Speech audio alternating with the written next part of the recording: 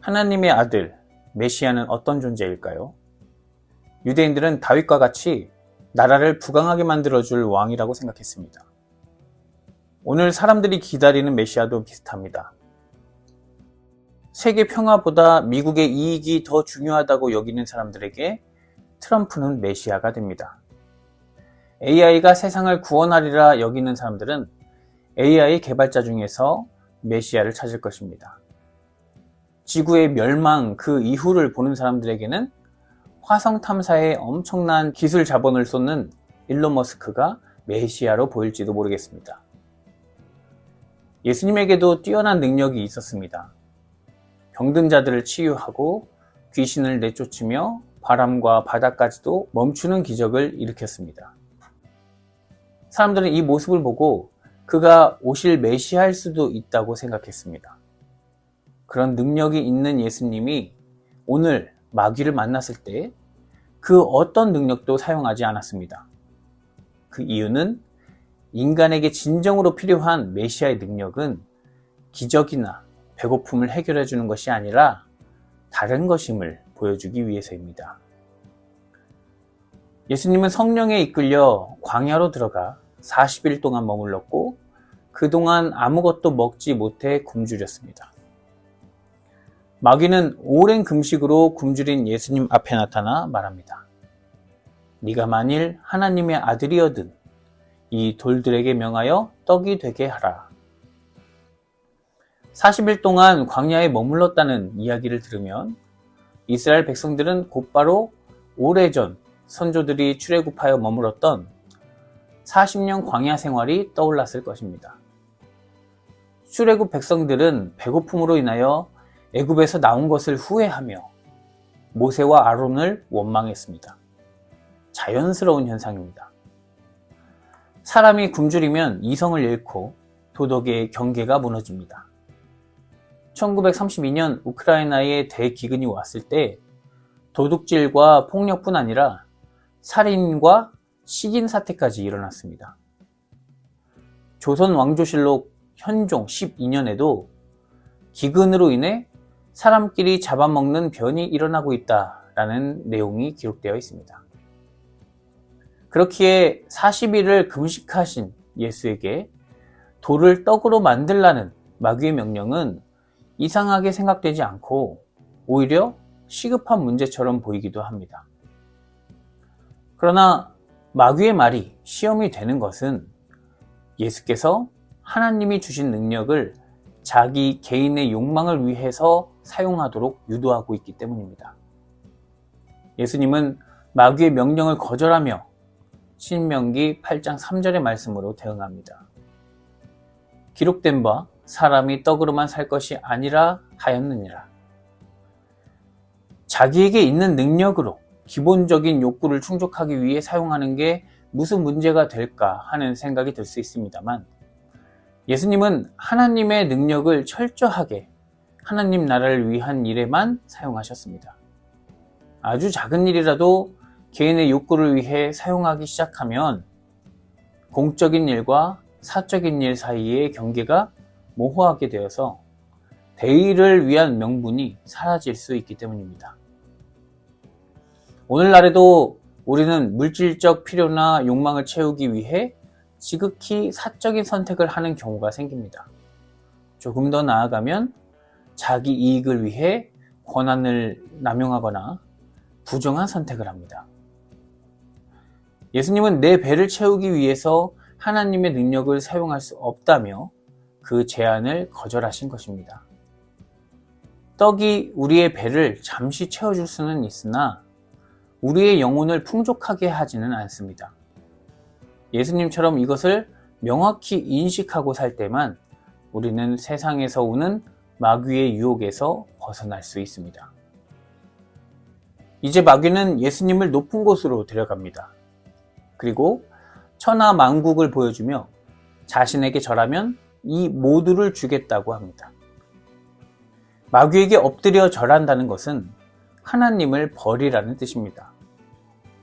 하나님이 주는 것은 생명, 마귀가 주는 것은 세상의 부귀영화입니다.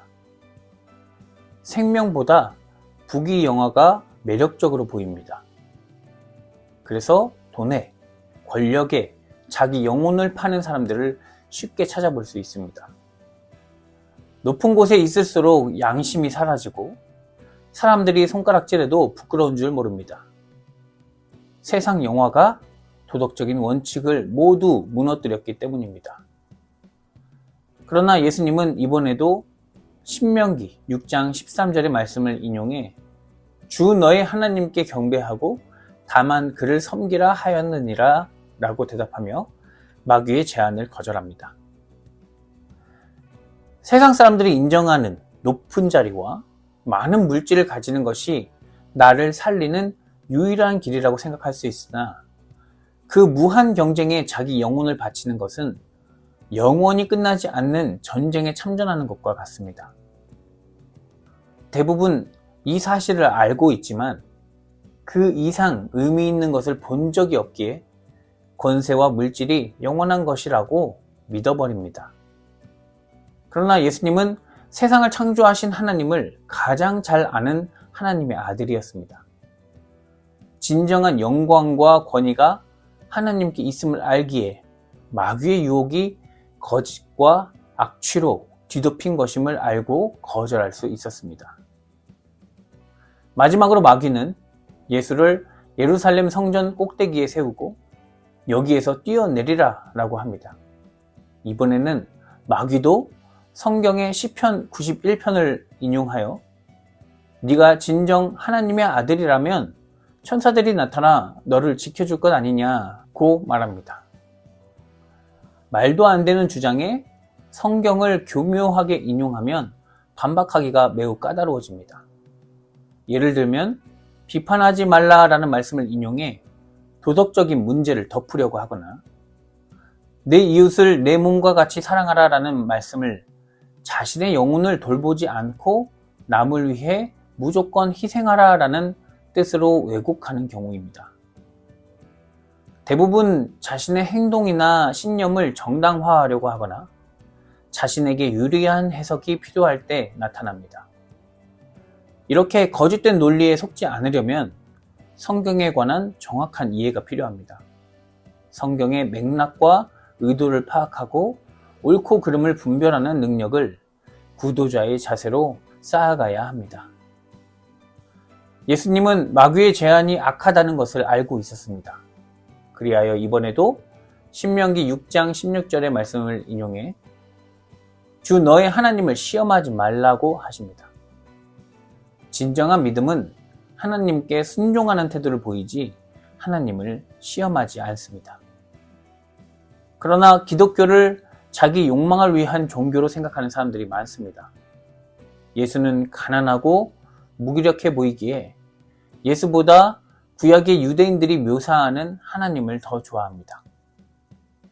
구약에 비친 하나님은 압도적인 힘과 승리를 보장해주는 분으로 보이기 때문입니다. 이런 관점은 하나님을 이방신과 다르지 않게 본다는 것을 자백하는 것입니다. 하나님이 거룩하신 이유는 다른 신들과 전혀 다르기 때문입니다. 인간이 만든 다른 신들은 인간의 습성을 그대로 닮았습니다. 제사를 좋아하고 물질을 좋아하고 벌을 주며 사람들의 희생을 요구합니다. 그러나 우리가 믿는 하나님은 제사보다 하나님 알기를 좋아하고 희생이 아니라 생명을 살리며 벌보다 용서를, 분노가 아닌 사랑으로 가득한 분입니다. 바울은 그 하나님의 거룩하심과 놀라운 사랑을 예수 그리스도를 통해서 깨닫게 됩니다. 예수 그리스도로 인해서 율법을 지켜야만 한다는 압박과 자기의 높은 자리에서 넘어지지 않기 위해 항상 긴장하며 불안해하던 태도에서 해방됩니다. 영혼의 자유를 경험한 그는 로마서 10장 9절에 이렇게 말합니다. 내가 만일 내 입으로 예수를 주로 시인하며 또 하나님께서 그를 죽은 자 가운데서 살리신 것을 내 마음에 믿으면 구원을 받으리라. 율법에 얽매였던 이전의 삶에서는 구원이 없었으며 예수를 주로 시인할 때만 구원을 받을 수 있다는 뜻입니다. 예수님이 오늘 마귀의 모든 시험을 이겨낸 이야기는 예수님의 삶 전체를 압축해서 보여줍니다. 예수님은 모든 상황 속에서 사람들이 바라는 영광을 거부하고 하나님의 영광을 드러내기 위해 사셨습니다. 떡을 위해 살지 않았고 하나님만 경배하며 그 뜻을 위해 죽음까지도 받아들이셨습니다. 사랑하는 성도 여러분, 우리는 이 예수님이 하나님의 아들이라 믿습니다. 어디로 가야 할지 모르는 불안한 세상에서 우리를 안전하게 지켜주시는 분은 예수님뿐입니다. 예수 그리스도에게 연결된 우리는 세상 속에서 참된 생명과 평화의 길을 걷고 있습니다. 예수 안에 있는 우리와 하나님이 함께 하신다는 것을 믿고 광야처럼 척박한 세상에서 마귀의 모든 유혹을 이겨내며 참된 승리를 위해 최선을 다하는 복된 주의 자녀가 되기를 기원합니다. 생명의 주님, 세상 속에 사는 우리는 예수 그리스도의 길은 회피하려고 하며 마귀의 세 가지 유혹에는 쉽게 넘어지곤 합니다. 영원히 죽음의 세력에 사로잡혀 살 수밖에 없는 우리에게 아들을 보내시고 생명의 길로 인도하신 하나님께 감사드립니다. 주께서 보이신 생명의 길을 따라가며 부활하신 예수 그리스도와 함께 주님을 따르기 위해 최선을 다하는 거룩한 자녀가 되게 하시옵소서. 예수 그리스도의 이름으로 기도드립니다. 아멘.